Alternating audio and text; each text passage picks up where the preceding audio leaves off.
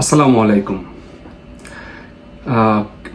আপনার বিজনেসে পুলে কুষ্টি যাদের রেস্টুরেন্টের বিজনেস আছে, তো আপনারা যদি চান পুলে কুষ্টিটার দিকে মনোযোগ দিতে পারেন। কেন পুলে কুষ্টির দিকে মনোযোগ দিতে হবে আর কি? এই কারণে আপনি যদি পিছনের দিকে যান, যেরকম দেখবেন কি 2014-15 দিকে তাকস কিন্তু প্রচুর চলছে, তাই না? এখন সব জায়গাতেই ধীরে ধীরে ধীরে ধীরে তাকস হয়ে গেছে। তো ওই টাইমে যারা তাকসের বিজনেস করছে তারা প্রচুর প্রফিট করছে। তো প্রতিটা টাইমে এক একটা আপনার স্পিড আসে আর কি। তো আপনি যদি সেই স্পিডের সাথে তাল মিলিয়ে থাকেন, তখন দেখবেন কি যে আপনার বিজনেস খুবই ভালো হচ্ছে আর কি। তো পুলের কোস্টে যেহেতু আপনার নতুন আসছে, তো আপনি যদি এই বিষয়ে মনোযোগ দেন, আশা করি আপনার বিজনেসে অনেক প্রফিট হবে। যেভাবে তাকসে যারা বিজনেস করছে অনেক আগে, তারা প্রচুর প্রফিট করছে।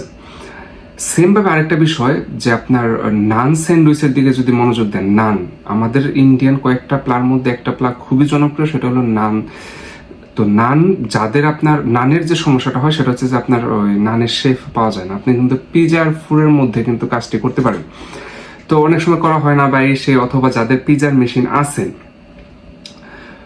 তারাও কিন্তু গুরুত্ব দেওয়া হয় না। তো এই দুইটা জিনিসে যদি আপনি গুরুত্ব দেন, বিজনেস মানে শুধুমাত্র আপনার যে খাবার কিনলেন আর সাথে সাথে বিক্রি হলো এরকম না, তাই না? আপনি খাবার কিনবেন আর নষ্ট হবে, খাবার কিনবেন আর নষ্ট হবে।